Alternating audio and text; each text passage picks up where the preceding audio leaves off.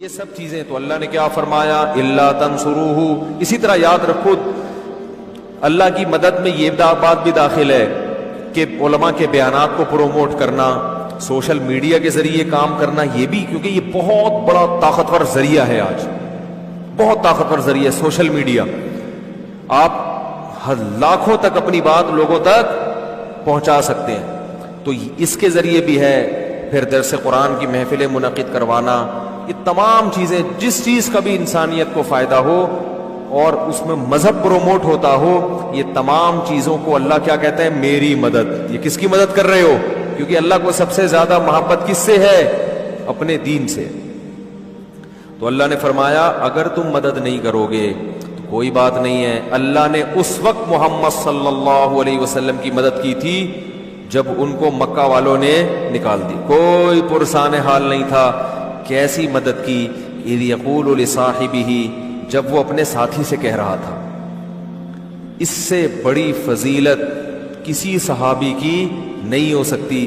کیسی محبت سے، اور گویا اس میں ایک تانے کا عنصر بھی ہے کہ تم اگر مدد نہیں کرتے تو محمد کے ساتھی نے محمد کی صلی اللہ علیہ وسلم، انہوں نے مدد کی ہے اور اللہ نے ان کے ذریعے سے کروائی ہے.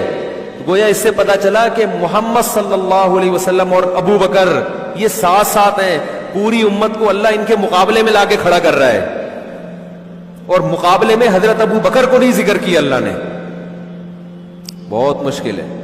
یعنی اللہ کہہ رہا ہے کہ تمام صحابہ سے اور تمام مسلمانوں سے کہ تم اگر محمد صلی اللہ علیہ وسلم کی مدد نہیں کرتے تو کوئی بات نہیں ہے. اللہ نے اس وقت مدد کی تھی جب وہ دو تھے، محمد ان دو میں کے ایک تھے. تو گویا اللہ نے نبی صلی اللہ علیہ وسلم اور حضرت ابو بکر صدیق کو ایک طرف اور باقی پوری امت کو اس کے مقابلے میں ذکر کیا کہ باقی پوری امت اگر ان کی مدد کرے نہ کرے، اللہ نے تو ان دونوں کی مدد کر لی ہے. کتنی بڑی فضیلت ہے یہ حضرت ابو بکر کی. اور علماء کہتے ہیں کہ اس آیت میں حضرت ابو بکر کا صحابی ہونا، ساتھی ہونا، یہ منصوص ہے، کیونکہ اللہ نے حضرت ابو بکر کو نبی کا ساتھی کہا ہے. ساتھی ہر ساتھ رہنے والے کو نہیں کہتے، ساتھی اس ساتھ رہنے والے کو کہتے ہیں جو آپ کا دوست ہو. منافق کو کبھی ساتھی کہیں گے؟ بولو بھائی. تو ساتھ رہنے والا جو دوست ہوتا ہے اس کو کیا کہا؟ کیونکہ بعض وقت دشمن بھی ساتھ میں آ جاتا ہے. تو اس سے پتا چلتا ہے کہ حضرت ابو بکر رضی اللہ تعالی عنہ کے ایمان کی اللہ اس آیت میں گواہی دے رہے ہیں. حضرت ابو بکر کو اگر کوئی مومن نہ مانے، معاذ اللہ منافق مانے، تو وہ اس آیت کا واضح لفظوں میں انکار کر رہا ہے. اذ یقول لصاحب، اور اللہ کہہ رہا ہے کہ ساری دنیا اگر محمد کی مدد چھوڑ دے گی صلی اللہ علیہ وسلم تو ابو بکر کے ذریعے اللہ کس کی مدد کرے گا؟ نبی کی مدد کرے گا اللہ. جیسے اللہ نے کی ہے. جو دو میں کے ایک تھے، وہ ایک دوسرا تھا اور ایک کون تھے؟ یہ نبی تھے. اذ یقول لصاحبہ، دونوں پریشان تھے.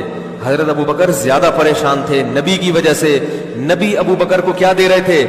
تسلی. عجیب بات ہے، جو جس کی مدد کے لیے آتا ہے تو مدد کرنے والا تسلی دیتا ہے نا. یہاں تسلی کون دے رہا ہے؟ نبی. یہ نبی کی محبت کی علامت ہے. اور ابو بکر کو غم اپنا نہیں ہو رہا تھا. کس کا غم ہو رہا تھا؟ محمد صلی اللہ علیہ وسلم کا. وہ واقعہ تو پتہ ہی ہوگا نا. وہ بھائی جو غار میں ٹھہرے تھے، مشرکین نے آگے گھیر لیا تو اللہ تعالیٰ نے حکم دیا کبوتر کو کہ اس نے فوراً جالا بنا دیا. اور تو وہ کہنے لگے اس کے اندر تو کوئی جا نہیں سکتا، یہ تو بہت پرانا جالا لگا ہوا ہے. تو اس طرح اللہ تعالیٰ نے بچایا. تو اللہ تعالیٰ نے قیامت تک آنے والے انسانوں کو بتایا کہ اللہ نے ابو بکر کے ذریعے محمد صلی اللہ علیہ وسلم کی مدد کروائی ہے. تم اگر نہیں کرو گے تو اللہ نے جب اس وقت کروائی ہے تو اللہ اور دوبارہ ایسے لوگ پیدا کر دے گا. وہ الگ بات ہے کہ پھر امت مدد کرتی رہی ہے اور اللہ کو دوبارہ پیدا کرنے کی ضرورت نہیں پڑی. حضرت عمر رضی اللہ تعالی عنہ فرماتے تھے کہ حضرت ابو بکر اگر میری ساری زندگی کی نیکیاں لے کے مجھے صرف وہ والی رات دے دیں جب پوری قوم ایک طرف اور ابو بکر غار میں نبی کے ساتھ، پوری زندگی کی نیکیاں لے کے صرف وہ ایک رات مجھے دے دیں تو میں اس سودے کے لیے تیار ہوں. کتنی حضرت عمر کی نیکیاں تھیں، فرمایا ساری لے لو، وہ ایک رات دے دو، کیونکہ اس رات کا جو اللہ نے بڑی شان سے قرآن میں ذکر کیا، ایسا تذکرہ اللہ نے کسی اور رات کا نہیں کیا، ایسی شان سے اللہ نے ذکر کیا۔ اس وقت کو یاد کرو جب یہ دو میں سے، دیکھو آپ یہ بھی کہہ سکتے تھے، اللہ تعالیٰ یوں بھی کہہ سکتے تھے کہ جب محمد صلی اللہ علیہ وسلم اپنے ساتھی کے ساتھ تھے، نا نا نا، ثانی اثنین، دو میں سے ایک، یہ گویا رتبہ بیان کرنے کے لیے کہ دونوں کیا کیا ہیں، بالکل قریب قریب ساتھی ہیں، قریب قریب، تو اللہ ان دونوں میں سے دونوں کو ہر ایک کا دوسرا کہہ رہا ہے، یہ بھی بلاغت ہے قرآن مجید کی۔ اسی وجہ سے علماء امت کا اجماع ہے کہ تمام پیغمبروں کے بعد سب سے بڑا مقام کس کا ہے؟ حضرت ابو بکر رضی اللہ تعالیٰ عنہ کا۔ اسلام کو سب سے زیادہ سپورٹ کس نے کیا؟ حضرت ابو بکر نے، سب سے زیادہ، سب سے پہلے تصدیق کون کرتا تھا؟ ابو بکر، سب سے پہلے۔ جب نکال دیا تو غار میں کس نے ساتھ دیا؟ ابو بکر نے، ہر چیز میں۔ آپ کے بعض اہل بیت اس وقت ایمان نہیں لائے تھے، بعد میں لے آئے ایمان، یقیناً اچھی بات ہے۔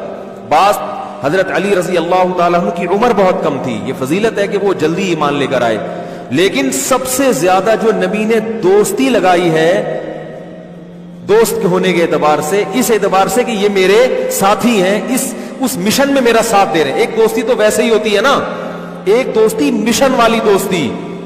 دیکھو آپ کوئی کاروبار شروع کرتے ہو تو کاروبار کو پروموٹ کرنے کے لیے جس سے سب سے زیادہ ہیلپ لیتے ہو تو اس بزنس میں وہ آپ کا سب سے بڑا یار ہوتا ہے۔ تو رسالت کا کام کرنے میں جس نے سب سے زیادہ نبی کی ہیلپ کی وہ کون تھے؟ ابو بکر، اور اس میں کوئی آپ کا ثانی نہیں بن سکتا۔ نبی صلی اللہ علیہ وسلم نے کہا، مشرک، وہ ابو جہل تھا یا پتہ نہیں ابو لہب تھا، تو وہ آیا نبی کے پاس، حضرت ابو بکر کے پاس، کہنے لگا کہ پتہ ہے تمہارے ساتھی نے کیا دعویٰ کیا ہے کہ وہ آسمانوں پہ گئے ہیں اور اس طرح سے جو ہے نا سیر کر کے آئے ہیں آسمانوں کی، اور رات کے تھوڑے سے حصے میں اس کا خیال تھا اب تو ابو بکر بھی کہیں گے یار یہ تو کچھ غلط ہو گیا۔ تو ابو بکر رضی اللہ عنہ نے کہا کہ کیا واقعی انہوں نے یہ دعویٰ کیا ہے؟ اس نے کہا ہاں۔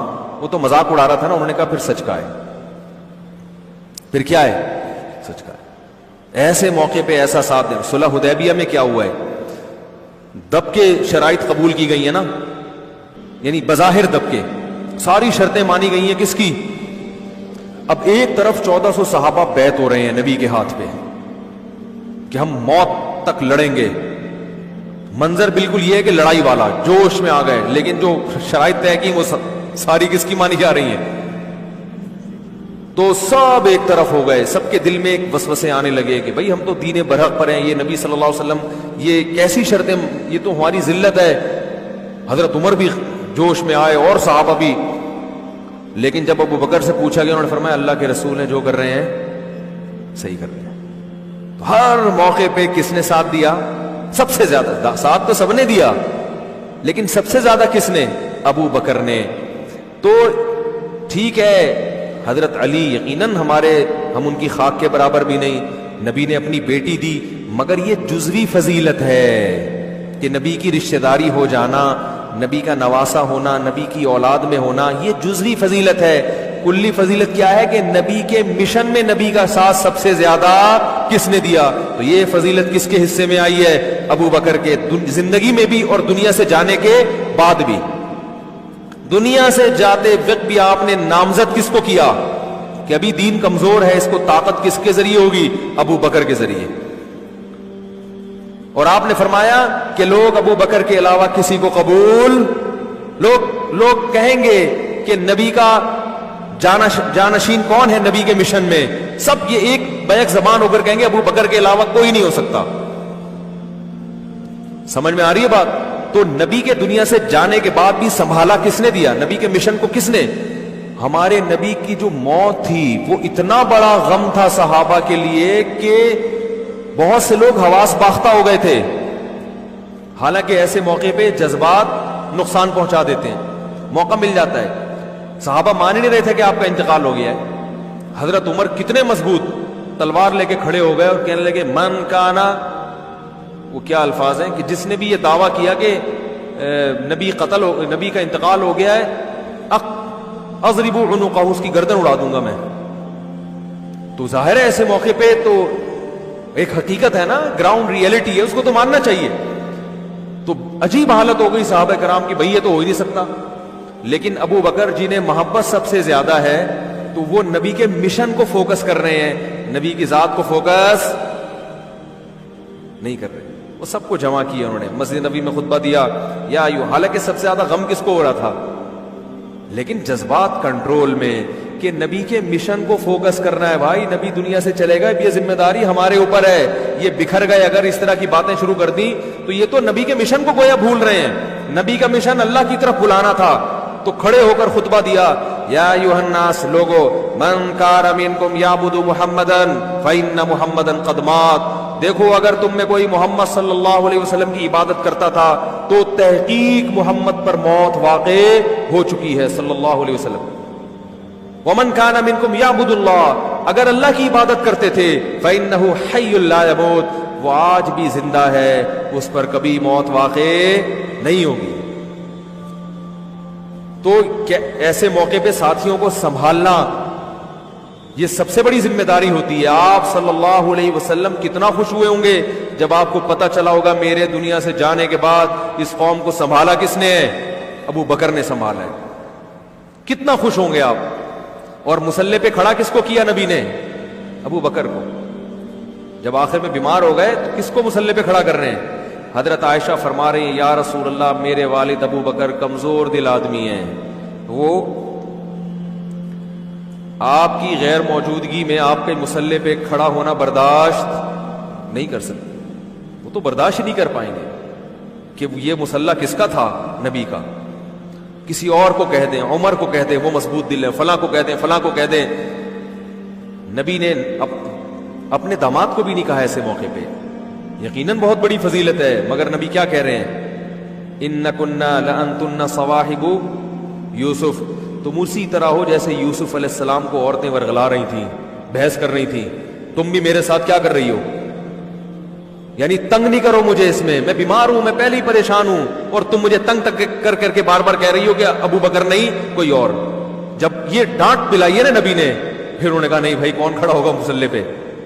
یہ جو حساسیت تھی نبی کی کہ اپنی بیماری میں اپنے مسلح پہ ابو بکر کے علاوہ کسی کو برداشت نہیں کر رہے. یہ اشارہ کر رہے ہیں کہ میں جو مشن لے کے دنیا میں آیا ہوں, اور اللہ نے پیغمبروں کو جس مشن کے لیے بھیجا تھا, میرے بعد وہ مشن کس کے پاس آ رہا ہے, ابو بکر کے ہاتھ میں آئے گا. مسلح, کیونکہ نبی کے لیے سب سے قیمتی جگہ نبی کا مسلح. تو اس مسلح پہ کون کھڑا ہوگا, ابو بکر. اور ابو بکر کے علاوہ کوئی عذر میں کسی کا بھی قبول کرنے کے لیے تیار نہیں ہوں. حضرت علی کو بہت بڑی فضیلت, داماد رسول ہیں, مگر یہ جزوی فضیلت ہے. جیسے موسیٰ کو علیہ السلام کلیم اللہ تھے, بہت بڑی فضیلت ہے, جزوی ہے. رسالت جو اصل مقصد ہے, اس میں نبی کا نائب کون ہے, ابو بکر. رسالت میں نبی کی نیابت کس کے پاس آئی ہے, ابو بکر کے ہاتھ میں آئی ہے. اور ابو بکر کے بعد حضرت عمر, جو خلیفہ مطلب کیا, نبی کے جانشین.